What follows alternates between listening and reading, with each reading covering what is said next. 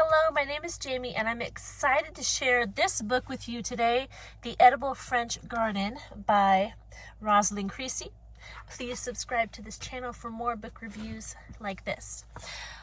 I am a gardener, and this is my third year gardening. The first year and last year, I kind of just did it, but this is the first year that I really did some research. Like, I've been watching all these YouTube videos and reading all these books.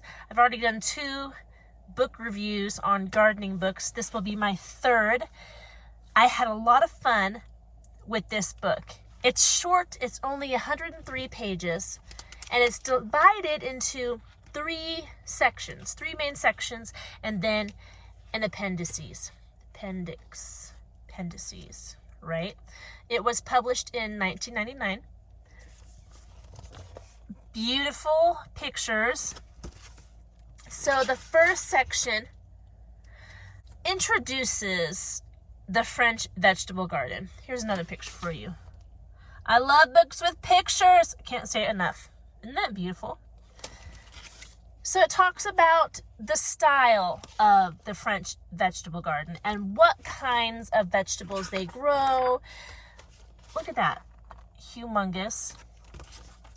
And the feeling behind a French vegetable garden and the purpose. So you just get to know the style of the French garden, the French vegetable garden. So that is the first section. The second section is, it says the French Garden Encyclopedia. So it has all the different vegetables that you would typically grow in a French vegetable garden. And they're organized in alphabetical order. So here you go. We got chicories, Belgian endive. Over here we have eggplant. And under each different kind of vegetable, it has their varieties, how to grow them, how to prepare them. And there are how many pages on French vegetables? Looks like,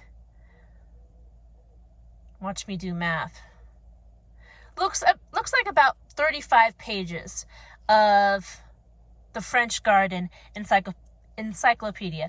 All these different vegetables that are typical in a French garden. And then the third section of this book are French garden recipes. So say you put out a French style garden, you're growing French style vegetables. So now what? I just grew all these French inspired style vegetables. What am I going to cook with it? Well, in section 3 of this book, there are a ton of recipes, and they look delicious.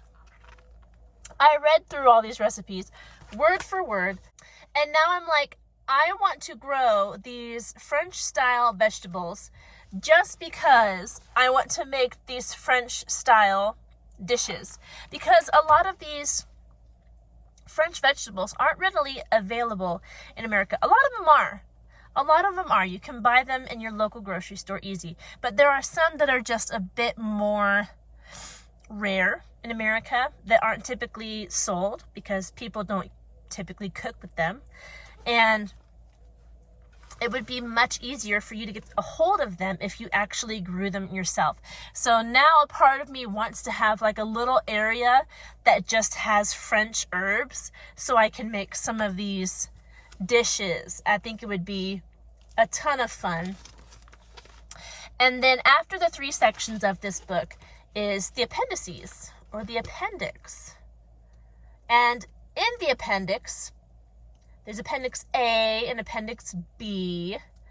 Appendix A is just a quick overview of planting and maintenance of these vegetables. And there's a lot of information. The rest of the book does not have words this small.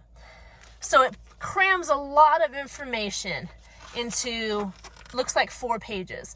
And then after that, 6 pages, excuse me. After that, Appendix B is pest and disease control.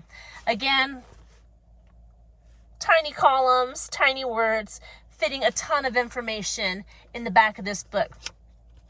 So that is the gist of this book. You learn how to grow a French vegetable garden, what type of vegetables to use, and then what to put them in after you harvest. It's a lot of fun, a lot of beautiful pictures, and this is actually, if you see the 3 on the spine, I don't know if you can see it. This is actually the 3rd book in a series, and on the back flap you can see the rest of the books in this series. We have the edible, have I been saying the edible French garden this whole time? I guess we'll see when I play back this video. But the other 5 books are the edible herb garden, the edible salad garden, edible Italian, edible heirloom, and edible flower garden.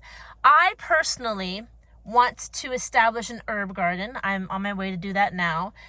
A salad garden and an Italian garden. I'm not big on heirloom and flowers yet, maybe after more research, but I loved this book. I will definitely keep it as a resource on how to grow these vegetables more efficiently, and as a guide on which herbs and such that I need to be growing in order to make these French dishes. Because in America, I feel like we don't have as many French-inspired meals.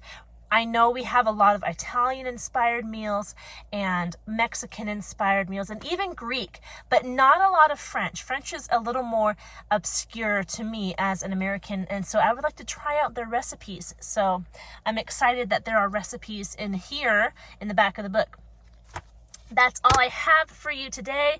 I hope you tried this out. I hope you're a gardener as well as a reader, because it's fantastic, a fantastic way to spend your time, very productive and excellent for your health as well.